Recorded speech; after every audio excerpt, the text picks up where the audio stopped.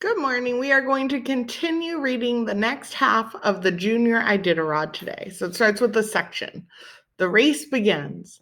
One by one, the dog sled teams come to the starting line with spectators lining the race course to watch and cheer. As the mushers anticipate the grueling race, they are gripped with excitement and their hearts are pounding as they wait for their turn to leave at the 2-minute intervals. The event they've been preparing for so diligently for years is finally here. The dogs, also excited, eagerly try to pull the sleds forward. They're all ready to race.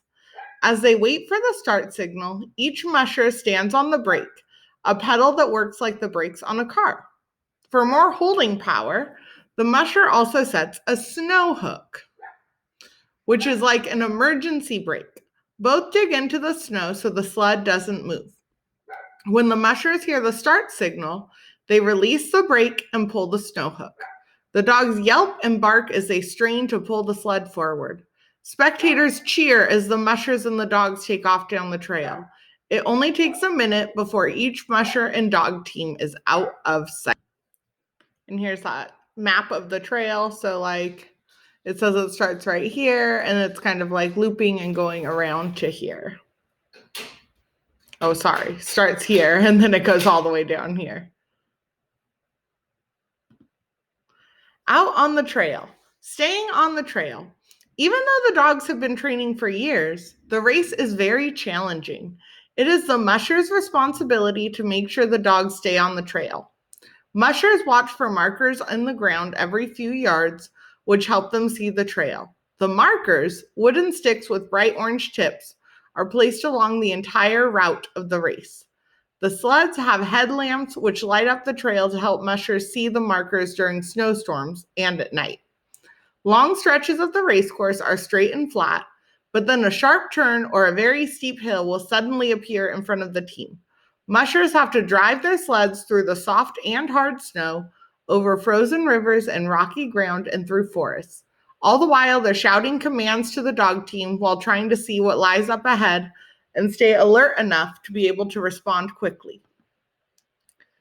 The dogs don't do all the work. On flat ground, the mushers kick with their feet to help push the sled forward.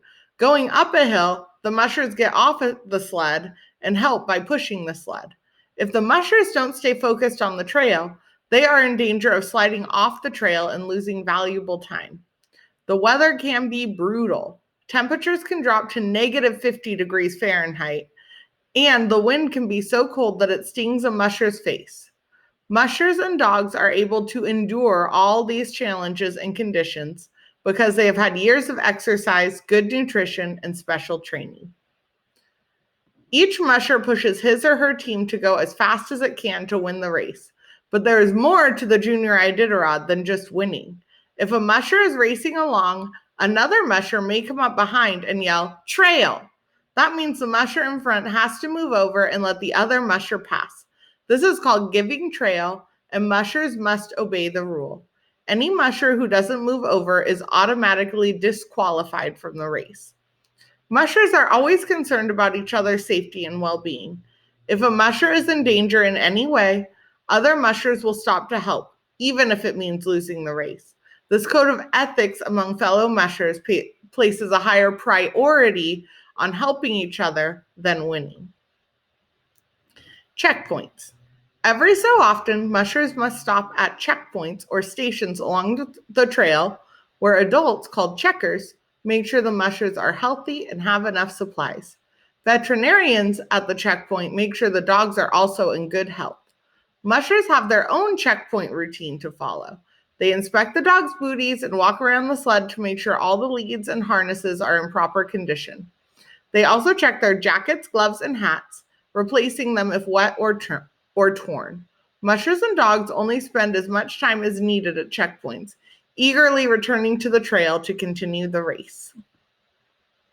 The layover.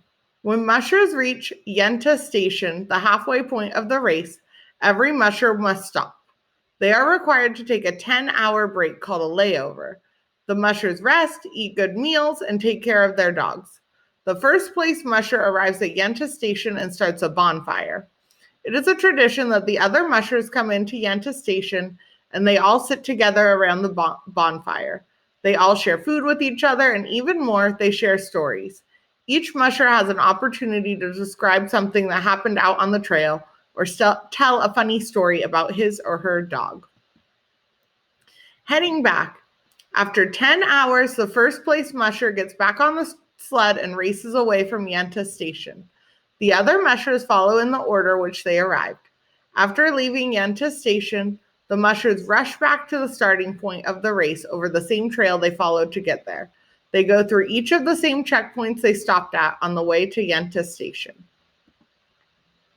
After the mushers pass the last checkpoint of the race, they are in the home stretch, the last and most exciting part of the race.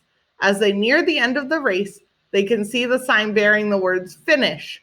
This is the moment they have been training for, and they use all the energy they can muster in a fast dash to the finish.